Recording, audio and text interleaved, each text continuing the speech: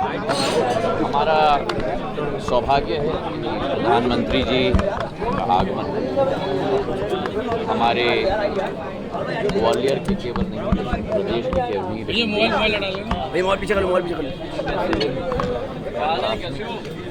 शिक्षा की संस्था सिंधिया स्कूल का 125वीं वर्षगांठ पर उनका आगमन हो रहा है। हम लोग सब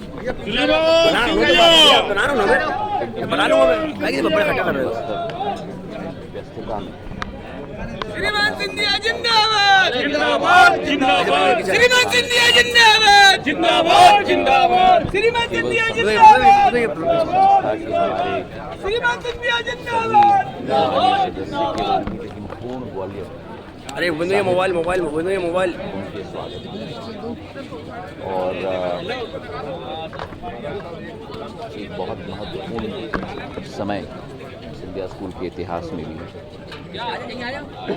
1897 में जो स्थापित शिक्षा की संस्था माधव महाराज प्रथम के द्वारा ग्वालियर स्टेट के लिए केवल नहीं लेकिन देश के लिए की गई थी, आज वो एक बहुत महत्वपूर्ण स्तंभ के रूप में भारत की विकास और प्रगति में स्थापित हो चुका है। आज मेरा अलग अलग विधानसभाओं का हमारे पोलिंग के कार्यकर्ताओं के सम्मेलन का दौरा की शुरुआत हो रही है। पिछले प्रवास में मैंने भितरवार और चंदेरी का दौरा किया था और अब निरंतर अगले 8-10 दिन में मेरा दौरा है। अब मुझे पूरा विश्वास है, वो अब उनका काम है। मुझे मालूम मेरी सोच कांग्रेसियों की नहीं है जो हर चीज़ को पकड़ पकड़ के फाड़े। मेरी यही सोच है कि हमें अपने काम में अपना ध्यान देना होगा। उनको अपना काम देखना है, हमको अपना काम देखना है। मेरी सोच सदैव सकारात्मक रही है। मेरी सोच सदैव जनता के विकास और प्रगति और संगठन को मजबूती प्रदान करने की रही है। अपने इर्द गिर्द नकारात्मक तत्व कांग्रेस पार्टी के सदैव रहे, लेकिन जो समय हमें दिया गया है इस पृथ्वी पर, उस समय का सदुपयोग करके लोगों की आशाओं और आकांक्षाओं पर खड़े उतरना, मेरे पूर्वजों की तरह, मेरी आजी अम्मा की तरह, मेरे पूज्य पिताजी की तरह प्रधानमंत्री जी के पद चिन्हों और उनके दिखाए हुए रास्ते पर चल के हमें लोगों की सेवा, लोगों का विकास और लोगों की प्रगति, और यही आपने भी देखा है पिछले 20 वर्षों में, यही मेरी कोशिश है।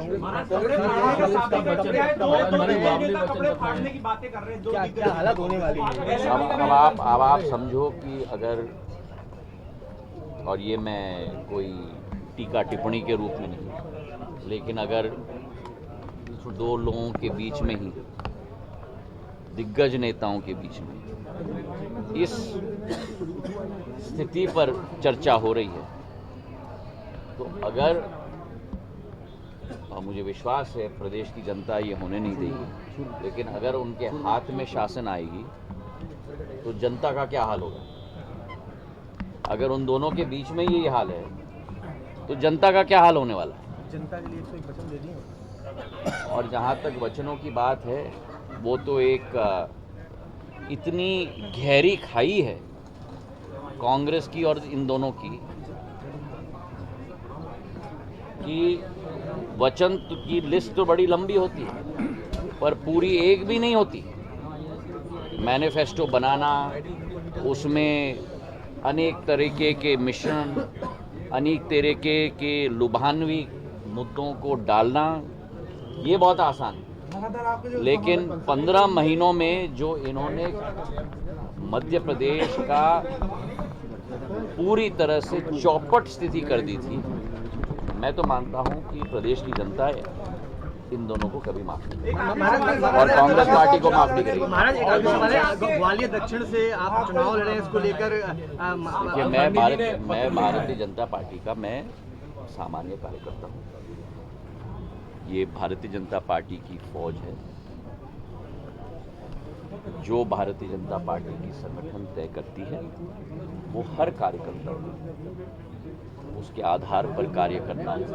और आप देख ही रहे हैं कि पिछले 3-4 महीनों से चाहे मुख्यमंत्री जी हों, चाहे प्रदेश अध्यक्ष जी हों, चाहे नरेंद्र सिंह जी हों, चाहे शेजवलकर साहब हों, चाहे प्रदेश का एक एक नेता स्ट्रोक कार्यकर्ता पूर्ण लगन से लगा हुआ है और उसी तारतम्य में हमें उसी रास्ते पे चलकर काम करना है। धन्यवाद। इसके भीतर टिकटों को लेकर लगातार मैं अपनी पार्टी और अपनी प्रदेश की जनता पर मैं ध्यान रखता हूं।